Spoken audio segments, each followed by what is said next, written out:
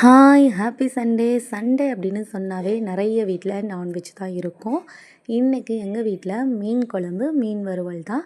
காலையில் எந்திரிச்சதும் காலையில் பிரேக்ஃபாஸ்ட்டுக்கு தோசை, இட்லி, பூரி, சப்பாத்தி இந்த மாதிரி இல்லை. இன்றைக்கி சாப்பாடு மீன் குழம்பு, மீன் வறுவல் தான். மீன் வறுவல் இன்றைக்கி சூப்பராக வந்திருந்துச்சு. கலரும் நல்லா இருந்துச்சு. டேஸ்ட் அதை விட சூப்பராக இருந்துச்சு. அதுக்கப்புறமா சாப்பிட்றதுக்கு முன்னாடி இன்றைக்கி ஞாயிற்றுக்கிழமை நியூஸ் பேப்பர் பார்க்கலாம் அப்படின்ட்டு இருந்தேன். ஒரு டைமில் எனக்கு நியூஸ் பேப்பரும் எஃப்எம் தான் ரொம்ப பிடிக்கும். அதுதான் என்னோடய ஃபர்ஸ்ட் ப்ரிஃபரன்ஸாக இருந்துச்சு. டிவி, ஃபோன்லாம் அதுக்கப்புறம் தான். வீட்டில் ஸ்வீட் இருக்குது அப்படின்னு தெரிஞ்சாவே கிரேவிங்ஸ் ரொம்ப அதிகமாக இருக்கும். ஒரு வழியாக அதை கண்ட்ரோல் பண்ணிவிட்டு சாப்பிட்றலாம் அப்படின்னு பிரேக்ஃபாஸ்ட் சாப்பிட்டு முடிச்சதுக்கப்புறம் ரொம்ப நேரம் கண்ட்ரோல் பண்ண முடியல. ஸ்வீட் எடுத்து சாப்பிட்டுட்டேன்.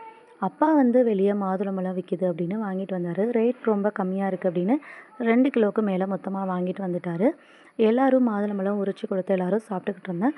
தம்பிக்கு இப்போ கொஞ்ச நாளாக தான் மாதுளம்பழம் பிடிக்க ஆரம்பிச்சிருக்கு. முதல்லாம் மாதுளம்பழம் தொடவே மாட்டான். ஆப்பிள் மட்டும்தான் சாப்பிடுவான் எப்போவுமே. இப்போ வந்து வளர வளர அந்த மாதுளம்பழம் மேலே கொஞ்சம் இன்ட்ரெஸ்ட் வந்திருக்கு. அவனாக தட்டில் போட்டு எடுத்து சாப்பிடணும் அப்படின்னு சாப்பிட்றான். எனக்கும் அப்பப்போ கொஞ்சம் கொஞ்சம் ஊட்டி விட்டுட்டு அவனாக எடுத்து சாப்பிட்டுக்கிட்டு இருந்தான். கொஞ்ச நேரம் சாப்பிட்டு முடித்ததும் போதும் அப்படின்னு எந்திரிச்சு கிளம்பிட்டான். நிறைய மாதுளம்பழம் இருந்தனால 4 மாதுளம்பழத்தை எடுத்து ஜூஸ் போடலாம் அப்படின்னு போட்டுக்கிட்டு இருந்தேன்.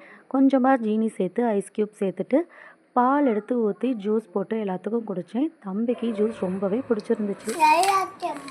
நல்லா இருக்கா?